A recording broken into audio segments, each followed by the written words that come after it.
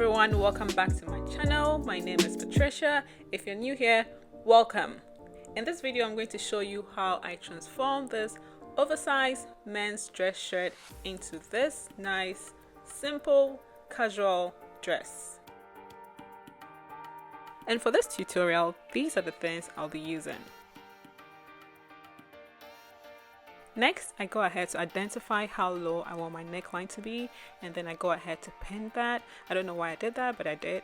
And then I go ahead to also pin the sleeve to show how long or short I want to cut. And so with my scissors, I go ahead to cut the collar off, and here you can see me taking the pins. Like I said, I don't know why I pinned it. So here I'm cutting the collar off, and then the next thing I do is I align the sides of the shirt together, making sure the hem is straight or is level, and then I draw a straight line and I cut the curved part of the hem off. Next, I go ahead to cut the front part, which had the buttonholes and the button.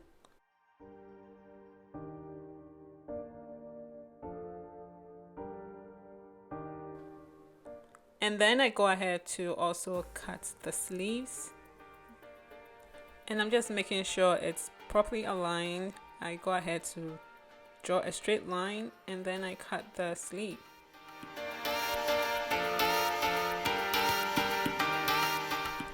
Next, I align the shoulders together with a measurement of about 1.5 inches. I also measure 1 inch from the neck to from the neck below. And then I join those marks together and I go ahead to cut. This is a mark I made earlier, and I'm going to align the front together, making sure it is even, and then I pin it to stabilize the front to make sure it doesn't move when I'm cutting. And then I proceed to cut to meet the cut I had already started from the back, from the center back. And so that will be my neckline, because I'm trying to achieve a v-neck, and here I'm just finishing up the cut.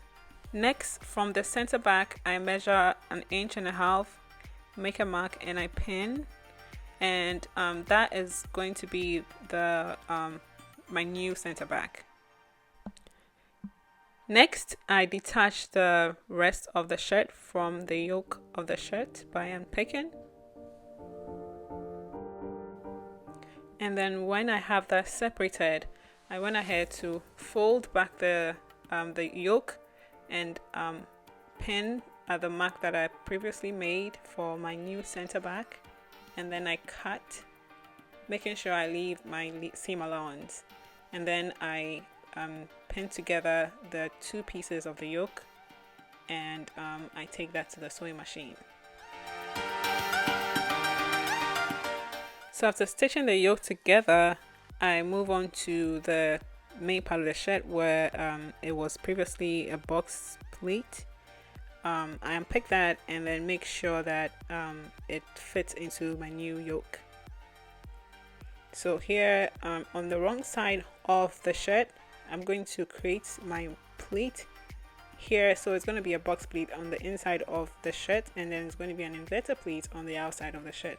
So that's what I'm trying to do here, and I'm just trying to make sure that it fits perfectly into the yoke that I just sewn together.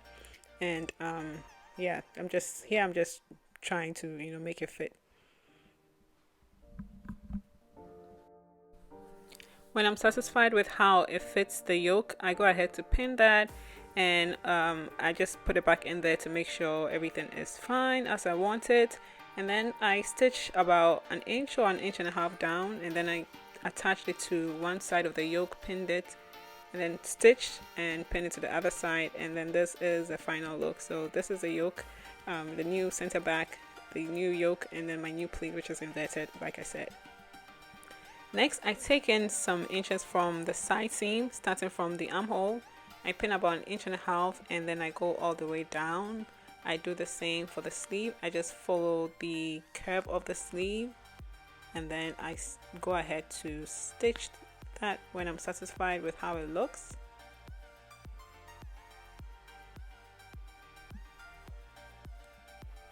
Next, I also went ahead to cut the placket of the sleeve. If you don't know what the placket is, it's the part that has the buttons around the sleeve of a shirt. I go ahead to cut that off, align that, and pin. Really, it's not any measurement because it's not a shirt that's going to fit, so I just did that and stitch it together. And here I am just taking the measurement of the hem, which I'm going to transfer to the fabric I'll be attaching to our shirt. And here I am measuring the length of how long I want the entire dress to be, and then I've already transferred the measurement of the entire hem, and I'm cutting 2 pieces of this fabric. And so here is the fabric that I've gone ahead to cut, and then I pin the sides together and I take it to the sewing machine.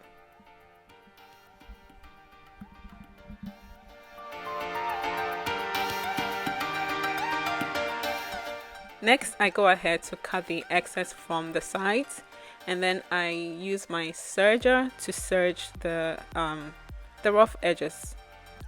At the center back of the shirt and on the extra fabric I just stitched, I make a mark, and then I match those marks together so I can evenly spread or evenly pin the 2 pieces together. And then if I have any excess, which I did at the end, I can easily cut them off.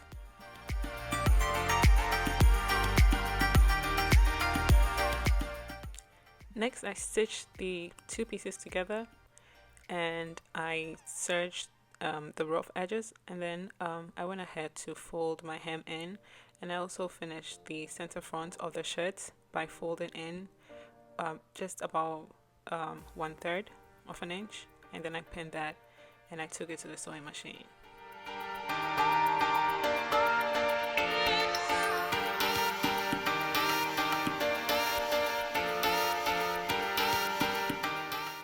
Next, it's time to finish our neckline.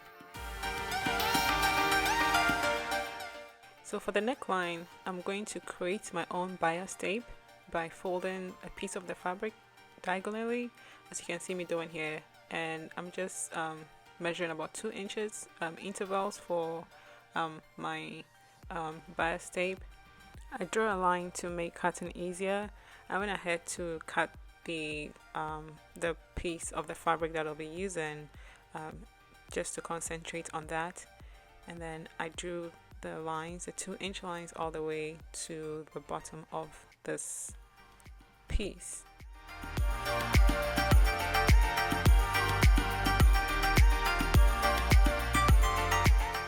Next, I follow the marked lines and cut the individual strips.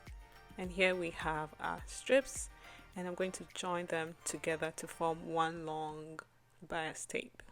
To create my bias tape, I separate each cut piece and I place the pieces together, making sure the diagonal ends are facing opposite sides. See how stretchy the tape is, and this is because we cut on the bias. Again, I'm just demonstrating how to create the tape by separating the piece, placing it back together, and then making sure that diagonal or the slanted ends are facing opposite sides. I pin and I attach it to the rest of the tape, and then I take it to the sewing machine.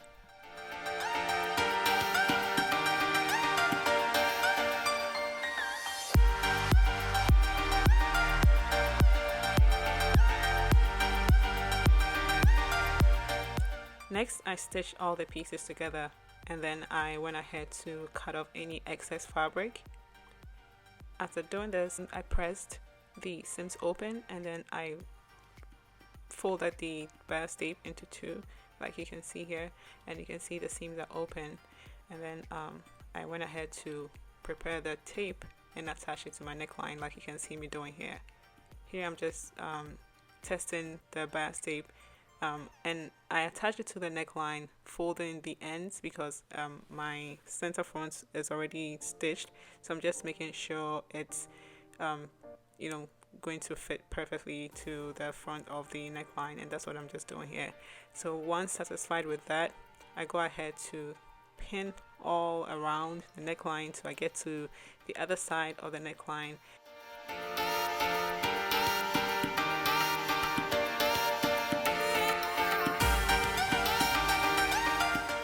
When I get to the end of the neckline or the center front, I fold the bias tape, pin that. I cut the excess bias tape, which I don't show here in the video. Next, I make little snips on the neckline, only on the curved part of the neckline. Mind you, this is a V neckline, so I do not make those snips on the V side of the neckline because it is straight. We only make snips where it is curved. Next, I make sure the seam allowance is towards the side of the tape, and then I'm going to stitch like you see here. This ensures the neckline facing stays where it's supposed to stay. Next, I went ahead to attach buttons. I also made buttonholes, which I do not show in this video. And here is the shirt dress, which is complete, and this is the neckline that I have created. To finish the neckline, I just folded the rough edges in, and then I stitched on top, and that's it. That is our shirt dress completed, and here is the final look. Thank you so much for watching this video. If you like this video, please make sure you subscribe, turn on your notifications, and please leave a comment. Let me know if there's anything else you'd like to see from me, and please make sure you subscribe if you haven't. Thank you so much. Have a great day. Bye.